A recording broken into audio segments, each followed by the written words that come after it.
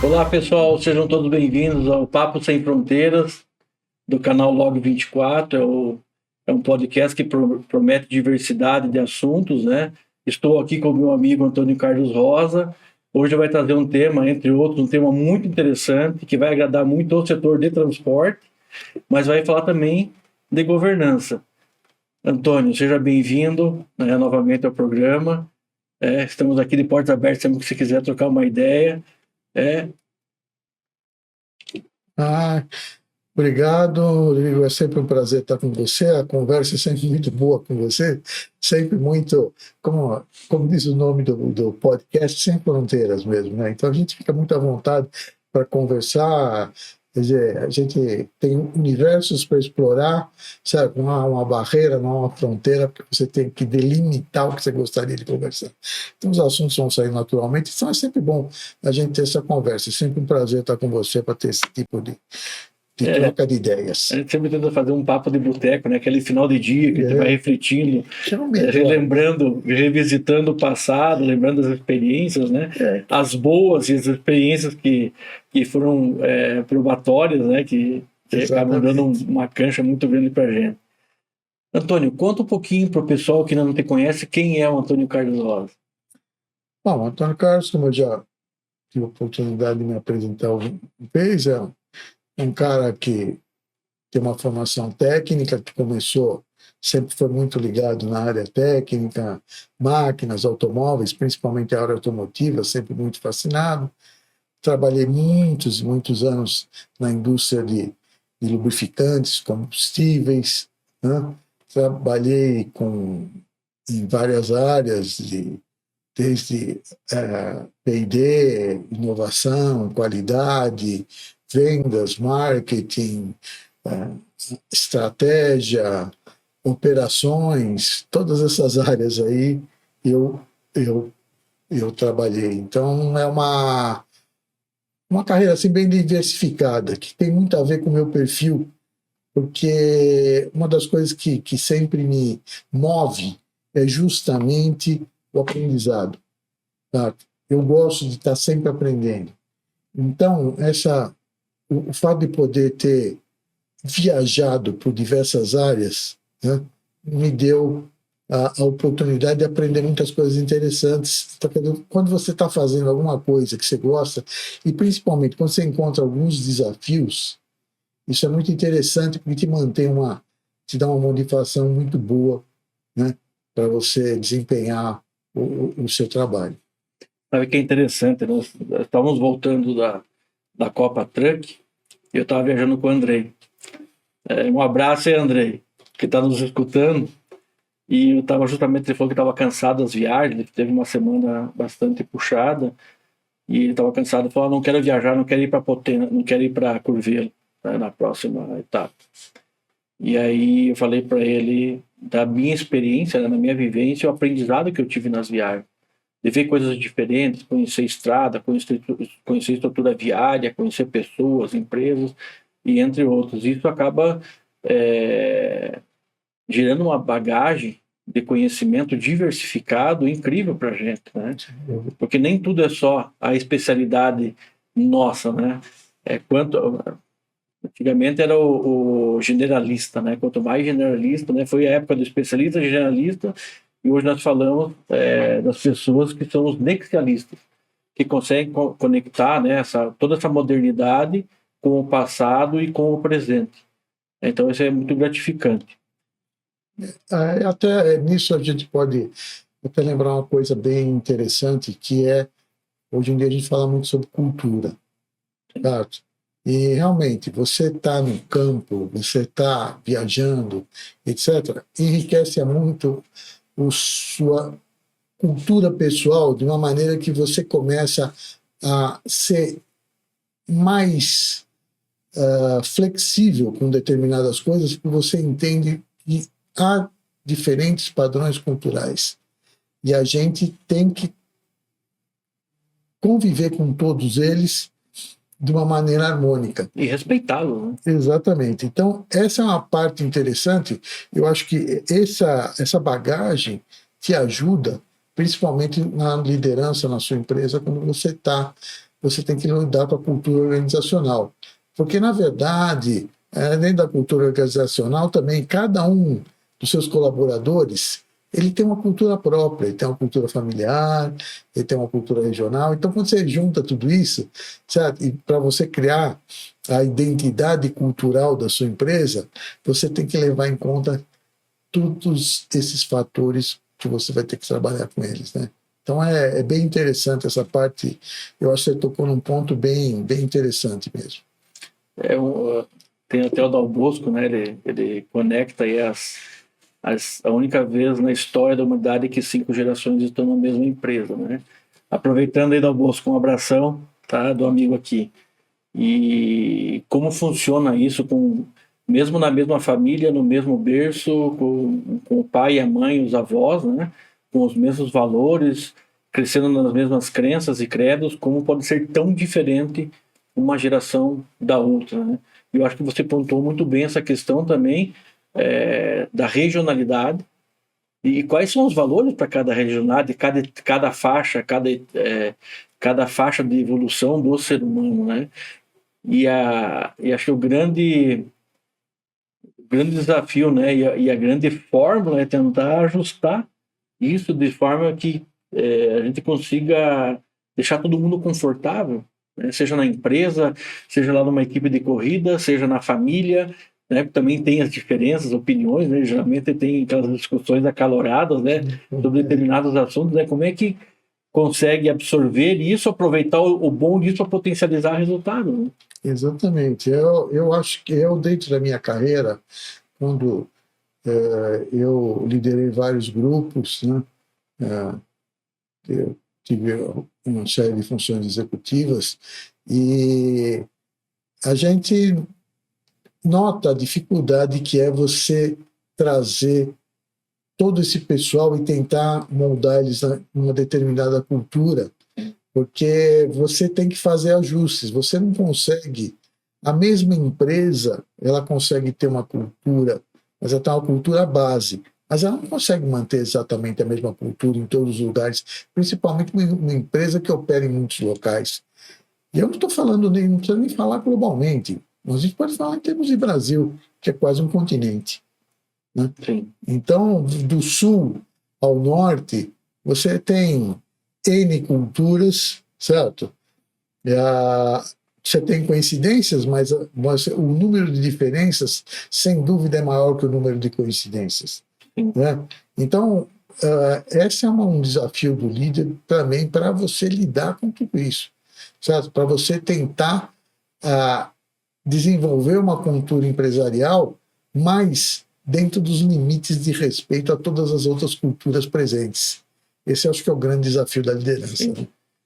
E acho que nesse tema, né, vem a nossa formação como conselheiros na Board, né? Aproveitando um abraço ao Rogério, ao Edu, ao Farias, ao Simonato, ao Udo, entre todos os outros, né, que fazem parte desse ecossistema. E aí vem o tema governança nas empresas, né? E acho que esse é o desafio da governança, de tentar equalizar tudo isso, né? Em cima de uma matriz de risco, em cima de uma condição econômica, em cima de uma condição de momento da empresa, em cima de uma condição de objetivos, e aí crenças, credos, valores e outros tantos mais, né? Regionalidade, etc. Como é que acontece isso? Eu acho que é interessante pontuar uma coisa, né? Que ainda quando você fala em governança, para muita gente, o pessoal acha que governança é simplesmente você ter um montão de controles, certo? Lógico que os controles são um componente da governança, sem dúvida. São parte, né? Mas governança não é só controle.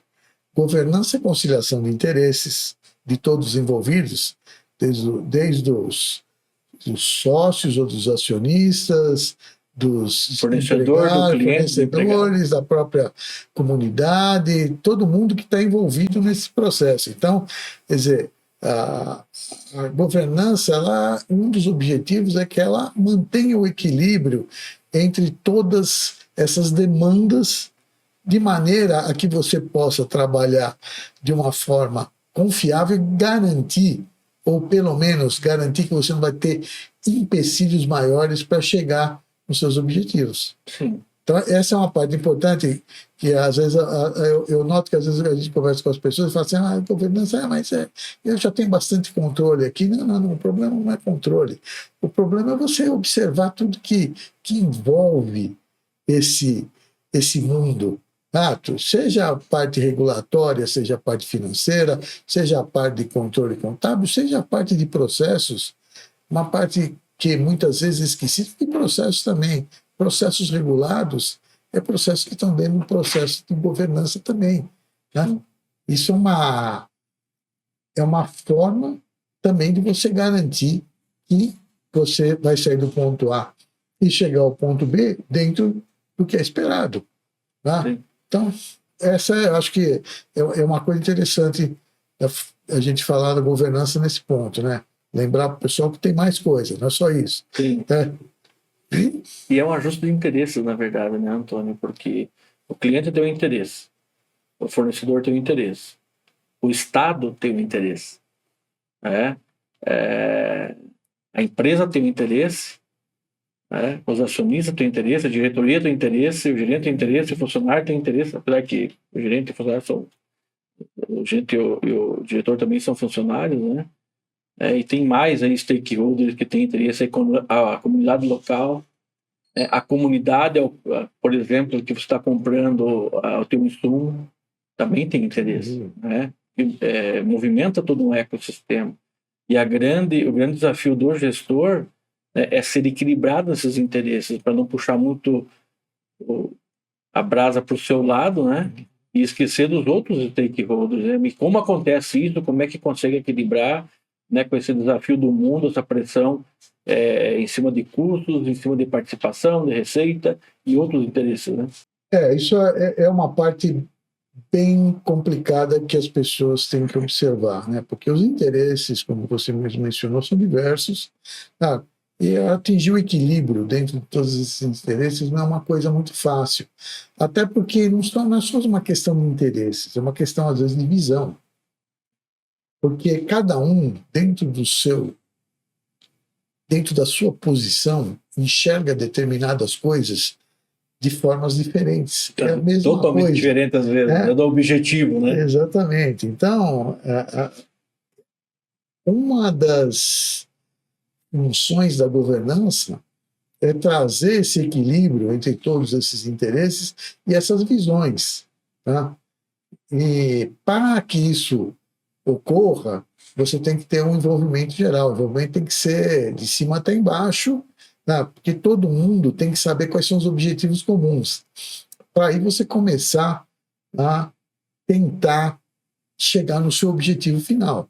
Muitas vezes é mais ou menos o que a gente fala do planejamento estratégico. Todo mundo acha que planejamento estratégico é você juntar um montão de informação, pôr no papel e falar, bom, agora temos a nossa estratégia aqui. Não é bem isso.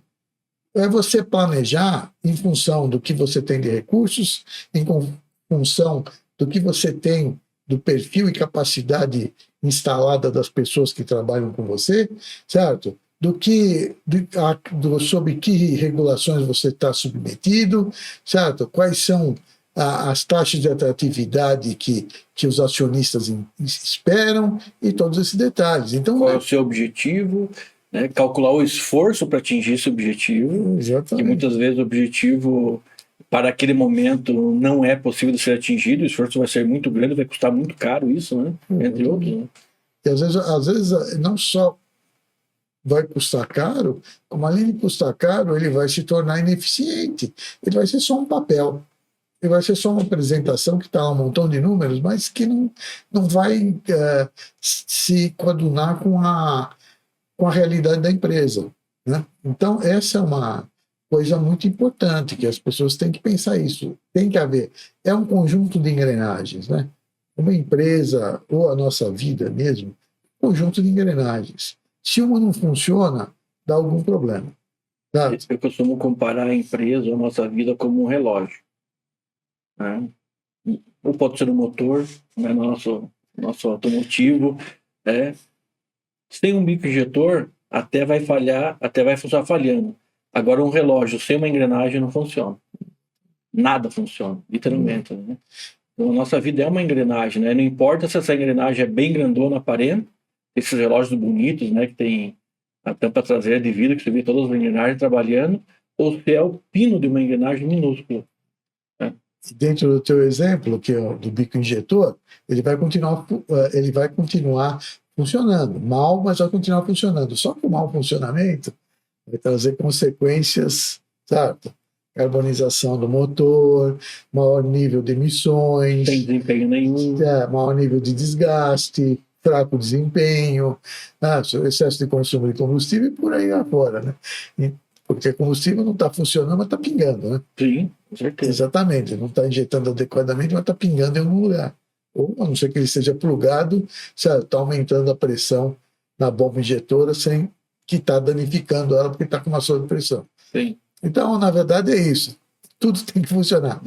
Sincronismo perfeito para que você tenha o resultado esperado e planejado. É lógico que esse é o ideal que todo mundo procura, né? A gente sabe que a vida real não é assim. A vida real, ela tem a engrenagem que está desalinhada, né?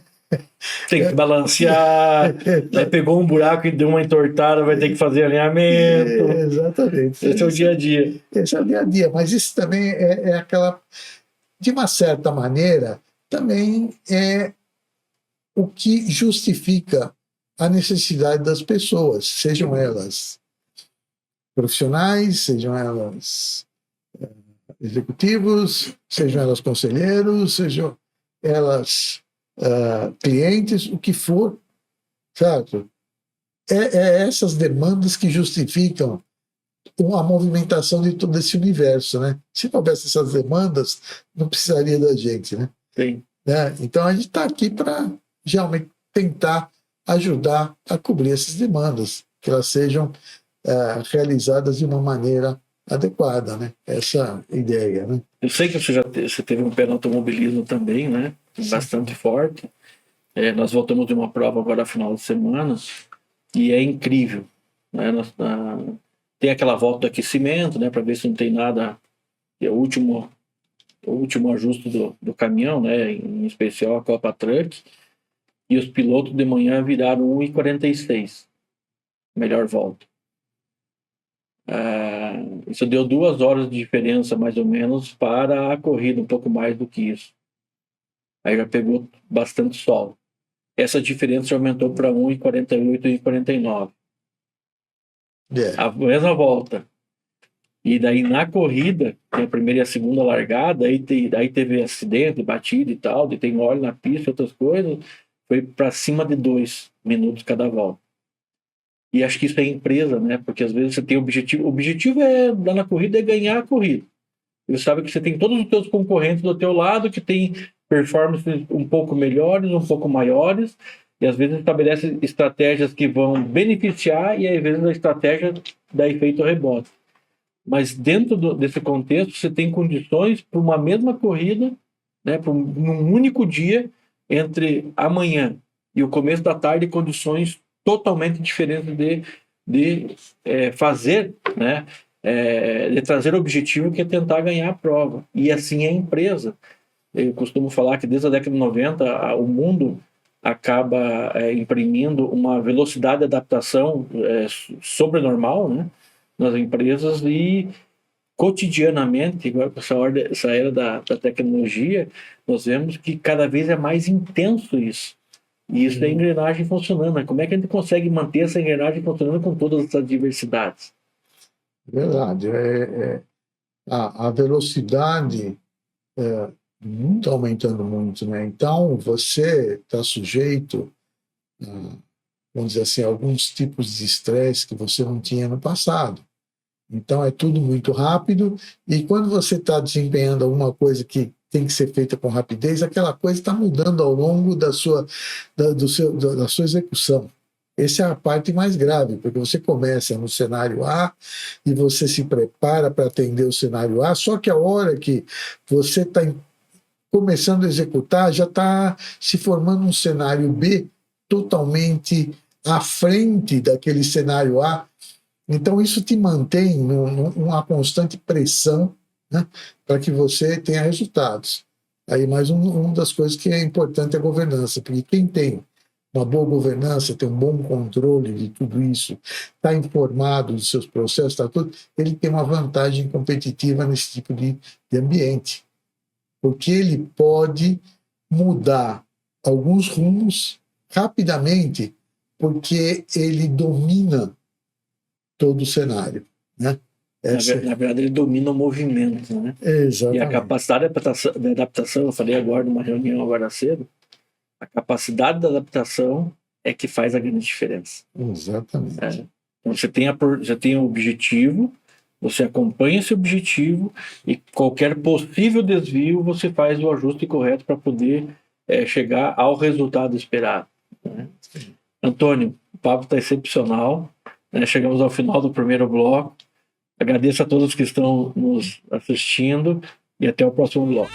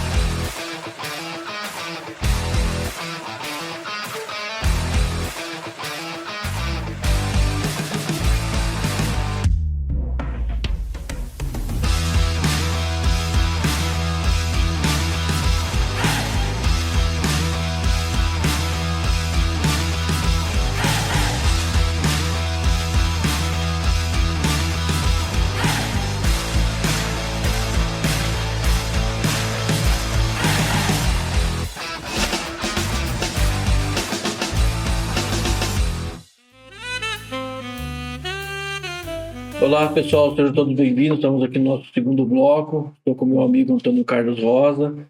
Estamos falando da governança, entramos um pouco nessa questão da estratégia, controles.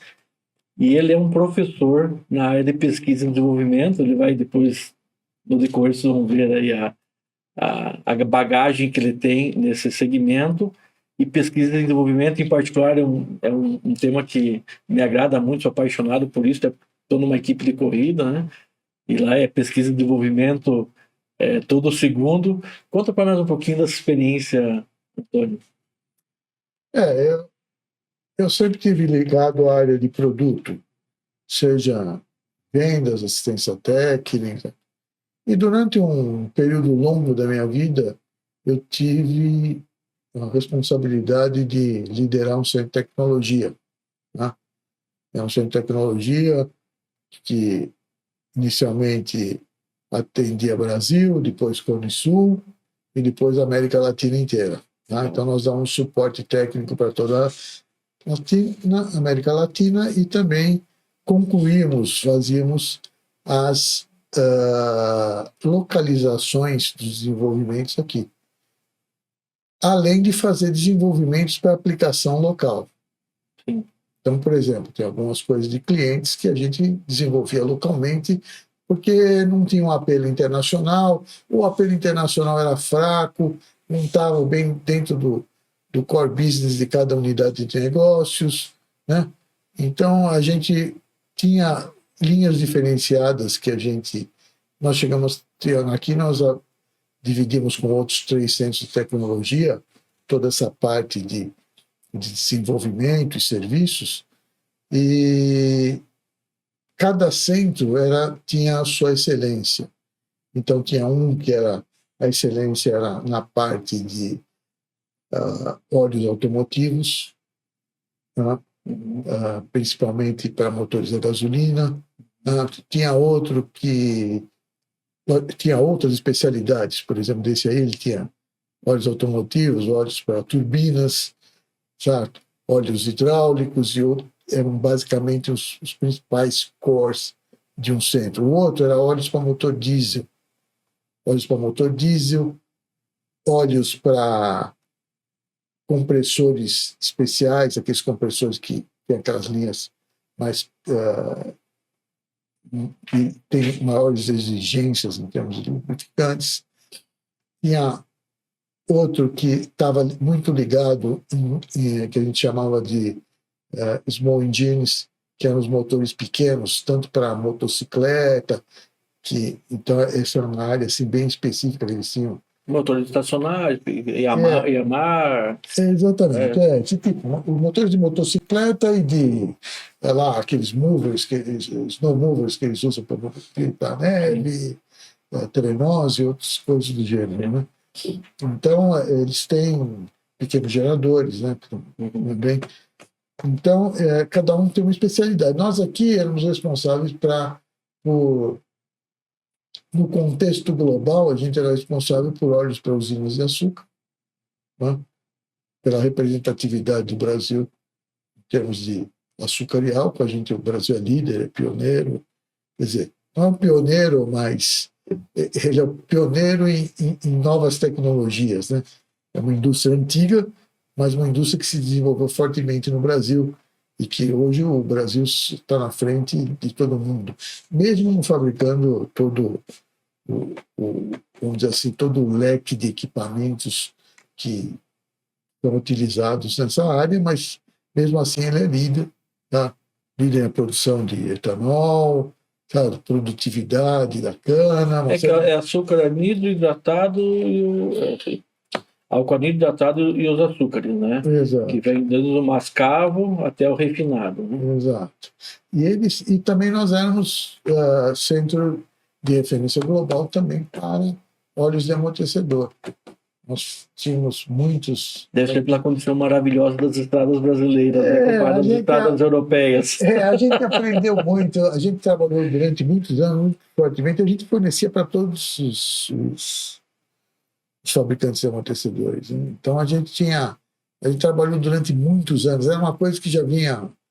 A gente tinha uma participação muito grande no setor automotivo, a gente fabricava e a gente desenvolvia muitas soluções. Então, o que a gente tinha vamos dizer assim, uma tecnologia embarcada para esse tipo de produto muito grande, né? Porque isso, como o Brasil, durante um certo tempo, vamos dizer assim, pelo nosso monopólio na área de petróleo, ele era meio separado do resto do mundo, ele tinha suas próprias regras. Muita coisa a gente não podia usar lá de fora. Então a gente tinha dificuldade naquela época, importação de óleos básicos, algum tipo de aditivo Então isso acabava que a gente tinha que desenvolver soluções locais. Só que quando a gente desenvolvia soluções locais, a gente estava desenvolvendo tecnologia. Então isso fundamentou muito, isso foi um dos motivos que depois a gente virou um centro de tecnologia, porque a gente tinha muito conteúdo tecnológico. A montadora fala muito em tropicalizar, né? A Volvo, por exemplo, ela chegou com o caminhão em 93, se não me engano, e até 98, quando eles lançaram o Volvo, o Globetrotter brasileiro, eles tropicalizaram o caminhão, porque era um caminhão com característica europeia, em condições de temperatura, pressão, operação bem diferentes, estradas bem diferentes. E vir para o Brasil, nessa condição de que você está no frio, e ao mesmo é como os Estados Unidos, né? Está na neve lá no norte e quando você vai para a Flórida você está pegando praia. É uma condição do Brasil ao inverso dos Estados Unidos. O caminhão europeu não tem essa condição. Né? Eles estão no inverno ou estão no verão, por conta do posicionamento deles no globo terrestre. E essa tropicalização, falando em tecnologia, né? A gente fala em tropicalização de pneus, a gente fala em tropicalização de veículos, e não diferente tropicalização também do óleo lubrificante. Porque o range de variação de temperatura ele pode ser bem mais significativo do que operando em estradas europeias em condição de aclive acentuado, por exemplo. Eu vou operar numa condição de aclive acentuado aqui no Nordeste, ou em Cuiabá com 47 graus na sombra, é totalmente diferente. Ou seria um pouco diferente isso? Na verdade, você tem os desenvolvimentos, principalmente quando você fala em óleos automotivos, eles estão muito focados nas questões de desgaste, formação de borra, na parte, por exemplo, motor a gasolina, na parte de pré-ignição. Então, isso tudo simula uma série já de condições extremas. Agora, o que você, na verdade, onde você vai fazer muita diferenciação é na parte de como usar. O como usar, aí você período de drenagem, certo? Troca de filtros, essas coisas que são o que vão salvaguardar essas condições locais excepcionais. Sim. Quando a gente fala, por exemplo, você falou de competições esportivas, a coisa muda um pouquinho. Porque aí você faz ajustes para um determinado. Uma determinada condição momentânea. Exato. É o que eu falei para você, por exemplo, na outra vez que a gente conversou, eu estava falando que uma vez nós desenvolvemos um óleo de transmissão, sabe? Que ele não tinha nada que ver com óleo de transmissão tradicional. Mas ele foi testado numa prova de Stock Car e deu uma diferença incrível, que era um produto, certo, de altíssimo índice de viscosidade, ele tinha uma resistência ao desgaste tremenda e ele era de baixíssima viscosidade. Com tudo isso, ele era um óleo de baixíssima viscosidade. Então, o que acontece? O atrito diminuía tremendamente, você acabava tendo um ganho na velocidade final. Deu muito bate-boca isso, mas na verdade era isso. A gente testou e foi sensacional, né? Então, esse tipo de solução a gente às vezes testa na pista para ver. E às vezes, dentro dessa solução, a gente acaba vendo o interesse em desenvolver algum tipo de tecnologia baseada naquilo. Esse produto, na verdade, na época a gente estava com uma dificuldade de testar ele em alguns fabricantes, não por questões contratuais com outros fornecedores. Então, o fornecedor não queria testar porque ele tinha um contrato com um competidor e ele dizia, não posso testar o seu produto. E aí a gente testou, por exemplo, na pista. E quando a gente testou na pista, a gente também depois conversou com o fabricante, e isso foi a base para a gente desenvolver uma tecnologia muito interessante, né? E aí nós chegamos a alguns dados que nós apresentamos para alguns fabricantes e os caras começaram a se interessar porque a diferença era muito grande entre o que existia e o que estava se propondo, né? Então, por exemplo, aqueles testes sincronizados de 100 mil engates seguidos, etc., você pegava as condições de travamento e desgaste de anel sincronizado, era uma coisa assim totalmente. Era a diferença entre o dia e a noite, certo? O gap era tremendo entre nova tecnologia. Então, às vezes, é isso. Quando a gente vai, às vezes, à pista, é mais para isso. Quando a gente está no campo, a manutenção, que é um índice negligenciado, mas a manutenção é que é o grande... cereja do bolo. É o que efetivamente garante a boa performance do lubrificante. É você manter o nível, é você fazer a troca no período correto ou utilizar um sistema de controle para fazer a troca, seja um controle, pode ser um controle informatizado, pode ser um controle onde você tem uma leitura de um sensor que vai te dar a condição do óleo, pode ser um programa analítico. Quer dizer, cada caso aí você vai testar. É lógico que isso você vai receber, como eu já comentei uma vez, você tem que receber aqueles resultados também, isso que eu falo, a importância de manutenção, você tem que começar a aplicar, ver o que está acontecendo. Quando acontece alguma coisa, você tentar verificar a causa, tá? Porque às vezes o lubrificante também tem você tem, por exemplo, a diluição. A diluição, certo? Ela é um veneno para o lubrificante. Agora, se você tem um problema na sua bomba injetora, se você tem um problema de incrustação de bico, se você tem um problema de anel travado, a tendência é aquele óleo que você vai diluindo, está diluindo ele, você está diminuindo a viscosidade, você está pondo um produto sem lubricidade, que é o caso do combustível, e ao mesmo tempo você está diminuindo a carga de aditivo que você tem lá dentro. Né? Então, quer Isso dizer, em referência a bomba e pique injetor ou unidades injetoras. exato. Esse tem um desgaste prematuro da unidade injetora Então, e com o tempo você tem um aumento do consumo de combustível, emissão de gases poluentes, não sabe nem por quê. exato. Você pode estar usando, às vezes, o melhor lubrificante. Mas como a gente falou da o óleo diesel que você está abastecendo não é o melhor. Nós falamos da hoje, inclusive, tem que lembrar que hoje nós temos biodiesel dentro do diesel. E temos que lembrar que o biodiesel é higroscópico. E essa higroscopicidade, ela leva à formação de algumas borras. Inclusive, aí, voltamos à manutenção. Limpeza de tanques de armazenamento e movimentação tem que ser mais constantes.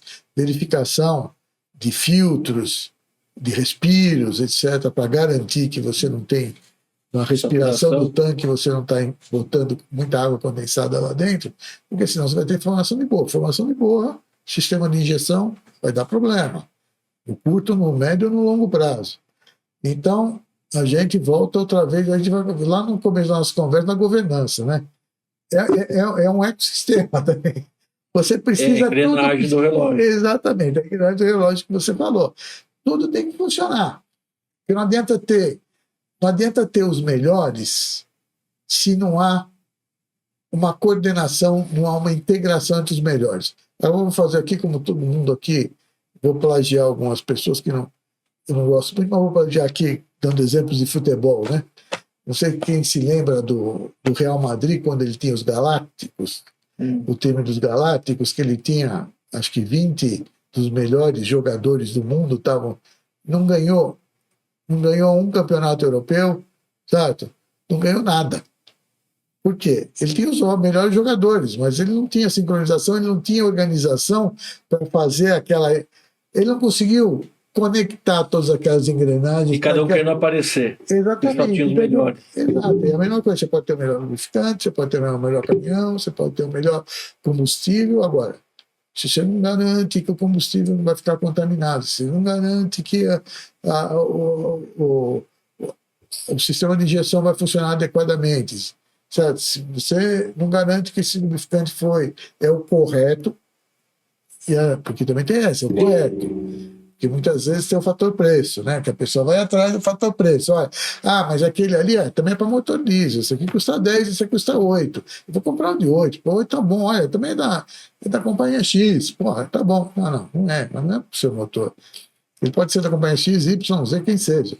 Mas ele não é o seu motor. Ele está inadequado. Sim. Seu motor está requerendo alguma coisa que ele não provê mais. Então, você também tem que fazer. Aí, governança. Sabe, Antônio, a primeira formação que eu fiz com engenheiro de uma fabricante também de óleos lubrificantes, eu muito jovem ainda, né? Toda aquela umidade umidade aprendizada não passa durante a vida, mas lá atrás, com muito mais para aprender, hoje a gente sabe um pouco mais e vai aprender a vida inteira, mas a proporção é um pouco menor. E aí, terminando lá a palestra sobre óleos lubrificantes, né, entendendo o que era lubrificante, quais são as funções dele, etc., eu perguntei para ele qual é o melhor óleo lubrificante produzido no Brasil. Aí ele deu o nome do concorrente. Era um evento fechado, falou de tal empresa, concorrente dele. Eu falei, por quê? Ele falou, se eu soubesse por quê, nós também estaríamos fazendo o mesmo óleo lubrificante. Exato. E foi muito verdadeiro dele, porque normalmente você define a tua bandeira, não porque o meu óleo é melhor, porque o meu óleo não sei o quê, etc e tal.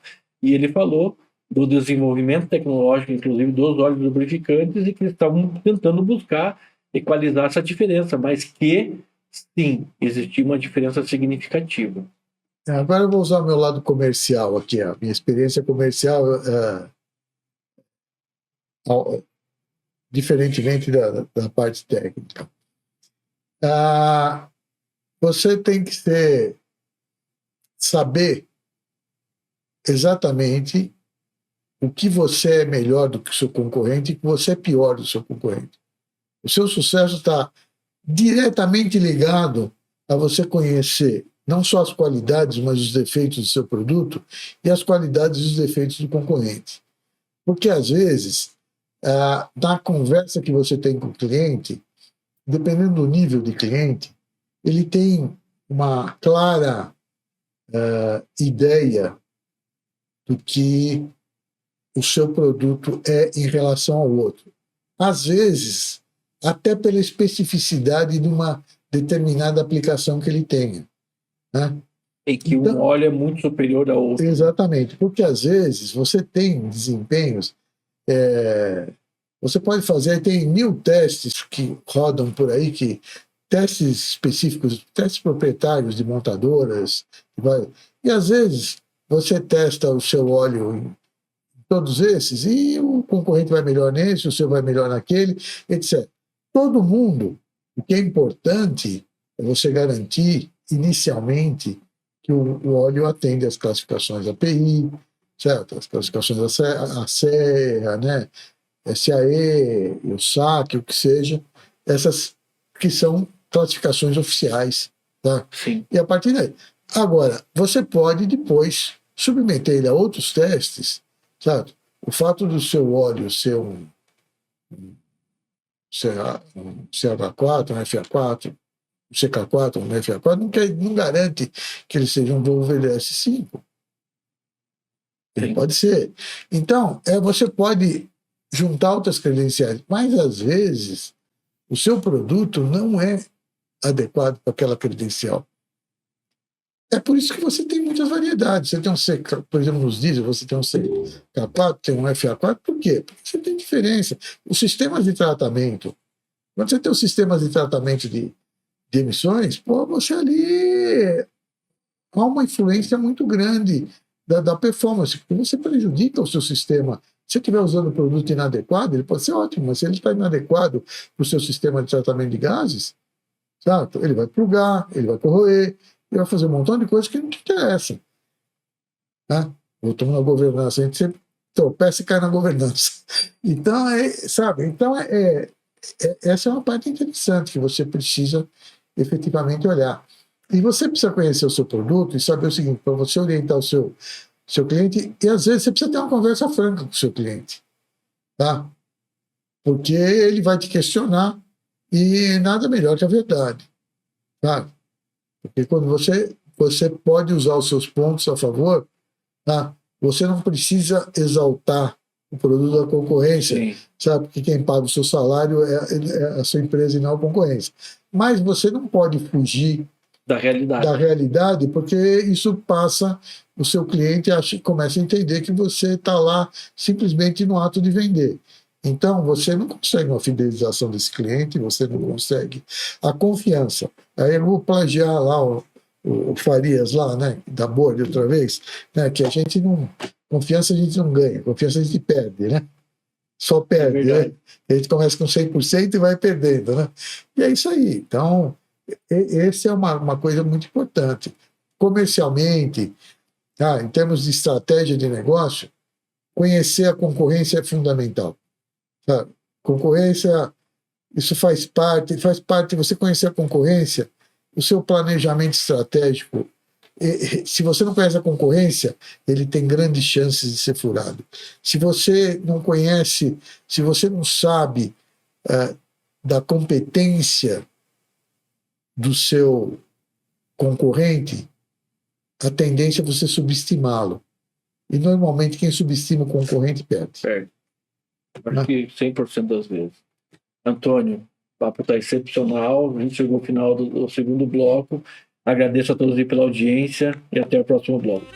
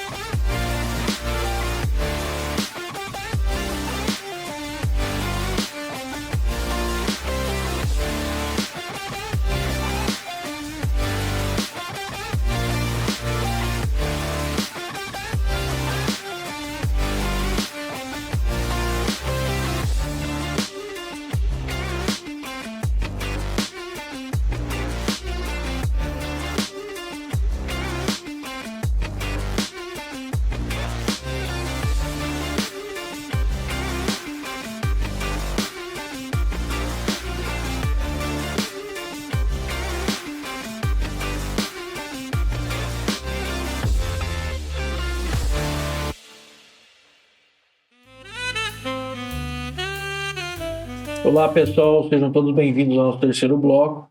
Estou aqui com meu amigo Antônio Carlos Rosa, num papo muito legal que vai agradar muito você, transportador, você, motorista autônomo, você que tem o seu carro, né? Você que tem o seu trem, né? A empresa que tem o seu trem, a empresa que tem seus navios, porque tudo isso é correlacionado e motor a combustão em qualquer lugar do mundo, né?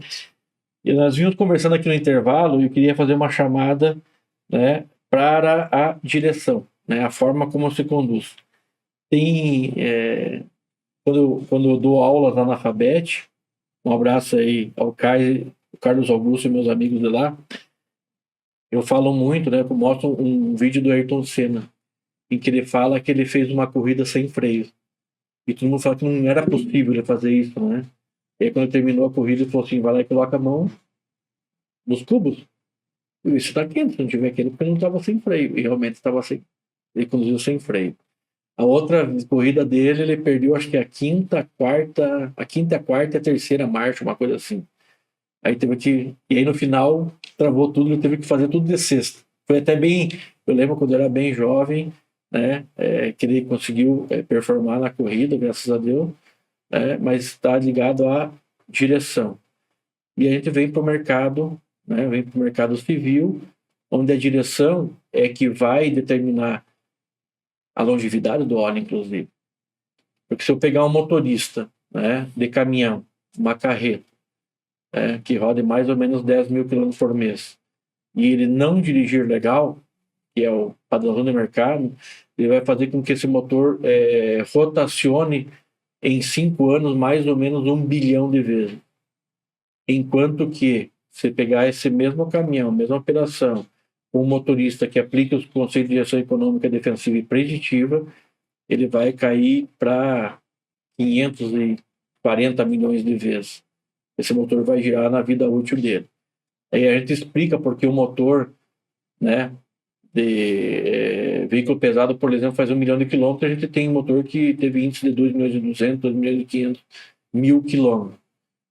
Lógico que tem a questão de peso transportado e outros fatores, mas a dirigibilidade afeta profundamente na vida útil dos componentes. E não diferentemente disso, no óleo de motor, transmissão, diferencial, freio, hidráulico, entre outros, né? Os graxos, inclusive graxo de curva. Né? Como é que você vê isso, Antônio? A gente até teve uma oportunidade já de conversar sobre isso. A gente fala o seguinte, o motorista é uma peça-chave. Da mesma maneira que você precisa ter um bom mecânico cuidando da manutenção, então um especialista, seja ele motor, transmissão, qualquer parte do powertrain que seja, você tem que ter um bom motorista. O motorista, ele é o responsável pela vida do caminhão. É ele que está o dia inteiro em cima daquilo, é ele que sente. O motorista, ele tem que ser tão treinado que ele tem que ser aquele, entrar na corrida outra vez, tem que ser aquele piloto que dá a volta na pista, tipo Nelson Piquet ou Ayrton Senna, e diz o seguinte, olha, aqui esse lado da suspensão tá ruim. O próprio Rubinho Barrichello foi o segundo melhor piloto, acho que da história da Fórmula 1, quando ele corria com o Schumacher. Né? Então, ele que ajustava o carro. Exato, então é isso aí. Porque é o cara que ele tem que sentir o caminhão também. Então, para ele sentir o caminhão, ele precisa ser um cara treinado, ele precisa saber, ele precisa dominar a máquina que ele tá dirigindo. Né? Se ele é um cara treinado, é um cara informado, sabe? Ele vai ser um cara que pode ser treinado também para ter alguns diagnósticos. Então, esse cara, quando ele faz o diagnóstico, ele traz esse diagnóstico e ele, na verdade, ele faz um pré-trabalho da manutenção. Então, isso dá menos hora parada, certo? Dá mais assertividade para você encontrar os diferentes problemas. Você barateia tremendamente o custo, porque se o cara sabe bem como é a máquina dele, ele sabe, você começando a tratar o problema logo no seu início, né, você já não tem a chance de seu custo ser menor, são muito grandes, tá? Então, tudo isso. Então, o motorista é uma peça fundamental, a maneira como ele dirige, o consumo de combustível, a vida do lubrificante, tá? Aquele motorista que está lá com o pé, o caminhão parado, ele está lá, bum, bum, bum, bum, bum, está jogando o diesel dentro da câmara de E é combustão. desgaste. Exato, desgaste e diluição, seja formação de fuligem, uma queima por excesso de combustível, uma parte não vai queimar, uma parte vai formar O motor está fuligem. rodando livre com carga. Exatamente, está fazendo um montão de estrada. Então é isso aí. Quando o sistema, principalmente quando está numa marginal, uma área de cidade, uma área urbana, você faz o anda-para, aquela breca, quer dizer, não tem aquela suavidade, está dando esforços na transmissão, esforços no diferencial, próprio motor aquecendo mais emissão. Na embreagem, trocando marcha, forçando mais o anel sincronizador, e você falou muito bem, aí não deixa baixar a rotação, ele testa, né? E aí vai fazer com que a função do anel sincronizador, que é a função de frear o grupo primário e equalizar com o grupo secundário, né, sofra um desgaste prematuro, e assim vai uma série. Então, o motorista eu acho que é uma peça-chave, e a dirigibilidade, realmente, ela vai garantir a vida útil do equipamento, ela vai garantir o lucro ou não, seja um motorista autônomo, seja uma transportadora, tá? Então, a dirigibilidade é um ponto extremamente importante. E aí a gente volta também, que a gente já conversou uma vez, da inovação, certo? Não adianta você dar o melhor caminhão para o cara, você tem que inovar também com o seu motorista, tem que ser mais do que um motorista. Ele é um condutor de um veículo de alta tecnologia. Ele é como se fosse um piloto de avião. Exatamente. Só que ele não é tratado como piloto de avião. Exato, é isso aí. Sabe qual é a maior demanda FABET, a instituição que mais forma motoristas, né, num programa de formação qualificado? Tem 35 anos de existência. Sabe qual é a maior demanda deles? Entendeu? Eu até liguei eles a necessidade deles, eu liguei eles ao Polo de Desenvolvimento de Israel. É construir uma ferramenta, um simulador, para o motorista, só para simular as diferenças de painéis de caminhão. Para o motorista saber operar o painel do veículo moderno que ele tem em suas mãos. Porque eles não recebem a formação completa. É incrível. E é uma instituição que, quando a gente vai falar, precisa de um simulador para simular a direção. Nós pegamos um piloto, né, e qual que é a função do simulador no piloto? É simular todas as condições de pista, subida, todas as condições de possíveis acidentes aéreos. Qual seria a necessidade do simulador para o transporte? Simular curva, simular descida, simular lombada, simular pista dupla, pista simples, né? E as variações, e aí também simular possibilidades de acidente. E nós não temos isso com essa qualidade. E nós temos na mão do motorista uma máquina, às vezes, que custa 2,5 milhões ou mais, dependendo do tipo de configuração, mas entre 1.200.000 a 2.200.000 reais. Isso sem contar o que ele está carregando lá em cima, né? Fora a carga. Na verdade, você tem uma fortuna. 3, 4, 5, 6, 8 milhões. Às vezes. Exatamente. Então, quer dizer, você está dando para ele uma baita responsabilidade e às vezes você não deu a preparação que ele necessita. Sim. Aí nós voltamos outra vez à governança, certo? Faz parte você ajustar. Governança não é só ter controle. Governança é harmonizar as coisas, é fazer com que vocês tenham um processo homogêneo e que atenda às suas necessidades e às necessidades dos envolvidos. Tá? E muitas vezes a necessidade de algum envolvido não tá contemplada porque a governança não foi aplicada. Eu trabalho com telemetria desde a década de 90. Lá na década de 90 nós fazíamos análise de óleo para saber o que tinha de particulado, o que tinha de enxofre, né? E se aquele óleo podia aumentar 30% a vida útil, 40%, 50% ou dobrar a vida útil dele. Nós já fazíamos isso lá na época. Isso para operações rodoviárias e fora de estrada. E a gente ia ajustando isso, fazendo análise de óleo. Hoje a Scania se o motorista, o Scania Super, se o motorista dirigir dentro dos padrões do aplicativo da Scania, de telemetria, ela já dobra a troca de óleo lubrificante. Dobra, então quer dizer que o meu custo é metade. E por incrível que pareça, pouquíssimas empresas no Brasil que compram o Scania usam desta tecnologia e desta condição para baixar o seu custo de manutenção e pneu. Não estou nem falando de combustível agora, porque vai vir junto. E nessa conta tem 30, 35, 40% de redução de custo. E diretamente e redução de emissão de CO2. E a neutralização, que é um dos compromissos aí após 2026.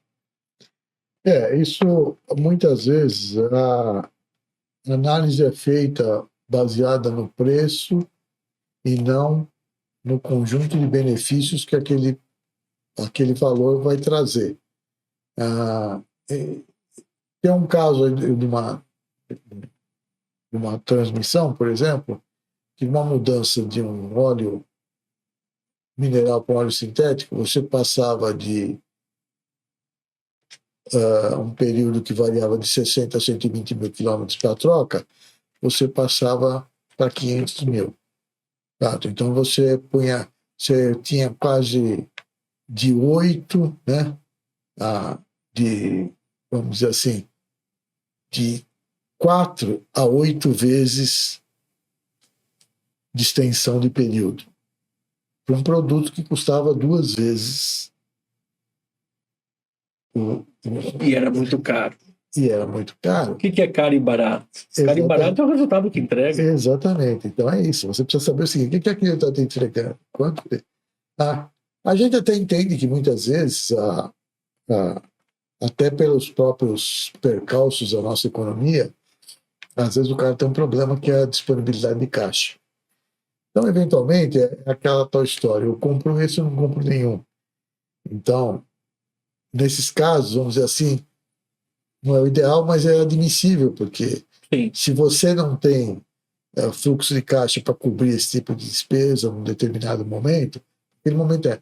Mas isso não é uma coisa, isso é uma prática muitas vezes adotada por quem tem caixa para fazer, olhando um certo imediatismo. E não é 100% das empresas que tem problema de caixa. Sei lá, 20 tem problema de caixa, 80 não tem. Por que essas 80, pelo menos essas, não fazem? Exatamente. Então aí vamos entrar no tema sustentabilidade.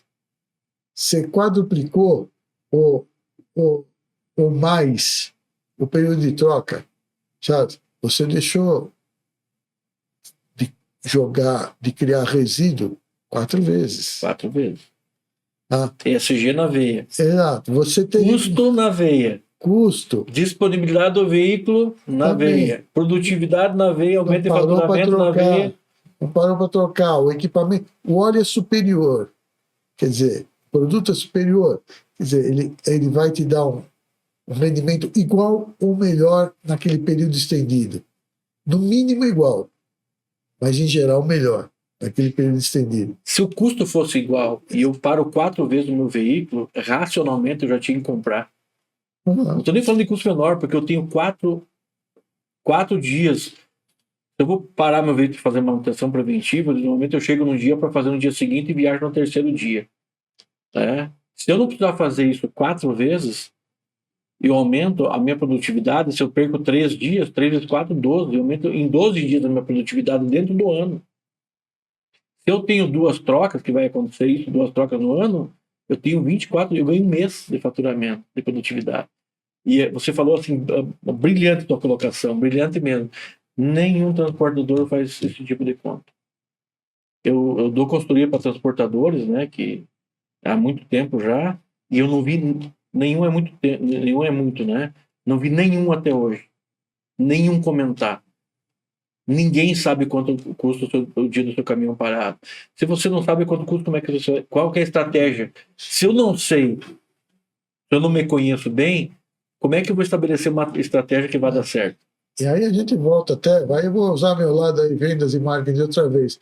Como é que você precifica o custo do seu transporte? Ou a gente parte naquela velha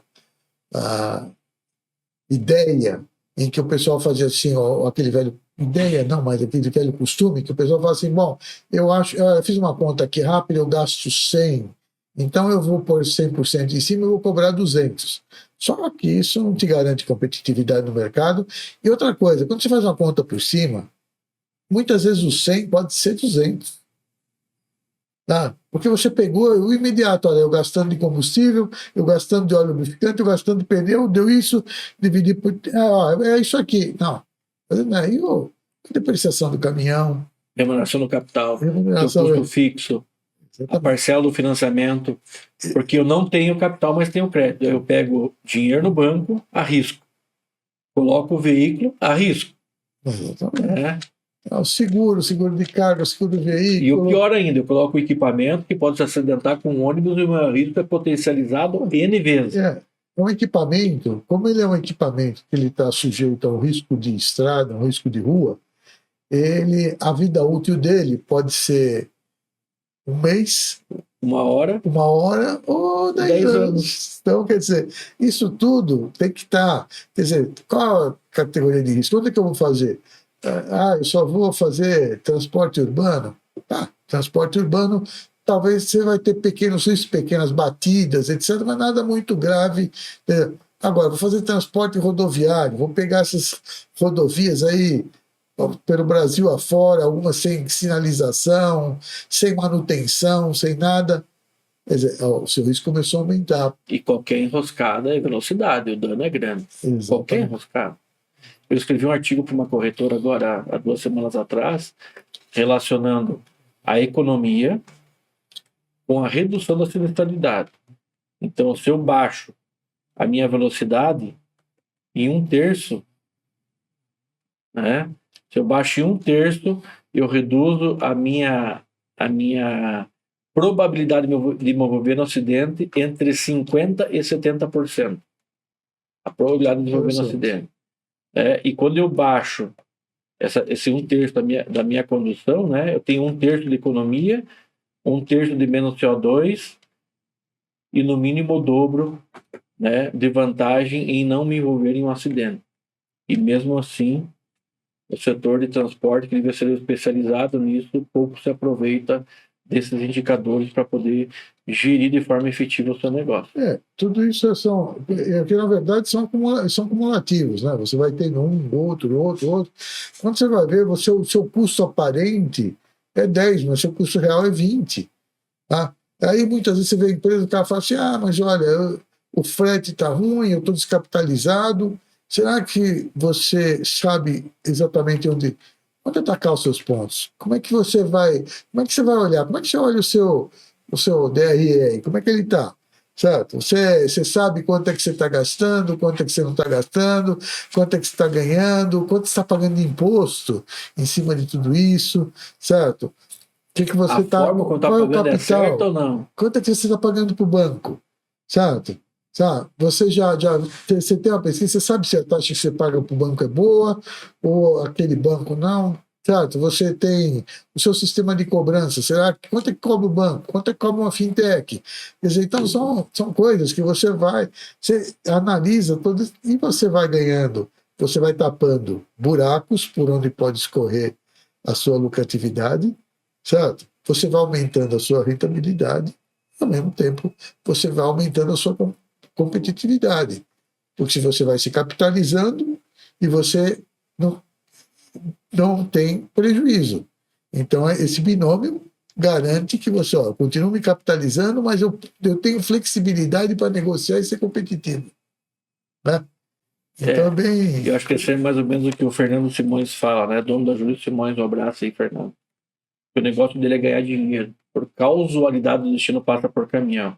E às vezes a gente coloca a paixão na frente da racionalidade e essa paixão faz com que a gente não tenha o resultado esperado. E aí a nossa vida vira uma vida de riscos, né, de constantes exposições ou possíveis exposições. E por vezes, vi vários na minha carreira profissional, e em determinado momento do tempo, quando se equaliza tudo, né, acaba gerando a insolvência da empresa por gestões que vão se arrastando. Antônio, o papo está excepcional, estamos chegando ao final do terceiro bloco. Quero deixar o convite para a gente falar de óleo lubrificante de novo, gravar mais um podcast para entrar nesse tema de forma mais profunda. Eu acho que no setor o canal, no setor que o canal se propõe a atingir, que é o setor de logística, isso vai trazer ganhos excepcionais, e a tua experiência nesse segmento é muito valiosa para nós. Mas gostaria que você deixasse, então, nesses minutos finais, deixasse um recado, né, para as indústrias, para os operadores logísticos, para os transportadores, né, para o público em geral, porque veio com a combustão, o meu carro é igual um caminhão. Cada um tem suas particularidades, mas não é nada diferente do que a gente comentou aqui. Eu acho que, como a gente falou lá no começo, tudo passa pela governança. Procure ter um controle geral de todas as coisas. Não é ficar fazendo uma planilha atrás da outra, mas saber o que é recomendado. Quais são as suas limitações quando você tem um caminhão, você tem um veículo? Quais são as limitações? Qual é a jornada de manutenção? Como a dirigibilidade, como você falou, como garantir uma boa dirigibilidade? Sabe? No caso do caminhão, você, inclusive, muitas coisas que a gente falou aqui são, hoje, da sua área específica, na área de telemetria, certo? Que pode te prover muitas informações, pode te ajudar demais, né? Você pode dar detalhes melhor do que eu sobre isso, mas é um recurso tecnológico disponível também, né? E que pode trazer muitas coisas boas para as empresas de transporte, para os operadores, né? De uma certa maneira, sejam eles autônomos também, né? E eu acho que tudo isso é um conjunto de medidas, certo? Que no final vão chegar a melhores resultados. Então, como a gente falou, a gente vai chegar no resultado ideal. O ideal é o objetivo, mas se você não objetivar o ideal, você não vai conseguir chegar lá. É saber o que é, Tá? saber se você começar a abrir muitas, olha, isso aqui eu vou deixar porque é muito difícil de atingir, isso dá muito trabalho, isso eu não sei como fazer, quer dizer, você não está trabalhando para atingir aquele objetivo. Você está postergando alguns problemas. Sim. E a postergação de alguns problemas pode não resolver alguns que você acha que você pode resolver. Sim. Pessoal, estamos chegando ao fim. Eu queria deixar um recado, tanto o Antônio quanto eu, nós somos formados pela Board Academy. A Board Academy tem mais ou menos 7.000 conselheiros formados, são executivos de alta performance, né, que ocupam cargos de liderança nos mais variados segmentos e empresas do país. Vários empresários fazem a formação em governança também. Nós temos empresário, temos um ecossistema que pode favorecer muito a questão da governança. Vocês conheceram o Antônio agora mais um pouco, né? Já estou deixando o convite para nós podermos falar, aprofundar um pouco mais nessa parte do lubrificante para dimensionar custo num próximo podcast, Antônio. Agradeço a tua vinda até aqui, agradeço o teu tempo, agradeço as palavras, agradeço esse aprendizado. Eu acabei convidando o Antônio porque fiquei maravilhado quando a gente fez o primeiro podcast de tudo que ele me contou da carreira profissional dele. Eu sou bastante humilde em aprender muito com as pessoas e eu aprendi muito com ele. E olha, que eu aprendi só uma fagulhinha e estou convidando ele novamente para poder participar desse momento conosco. Muito obrigado pela sua atenção, muito obrigado novamente por estar aqui e até o próximo podcast.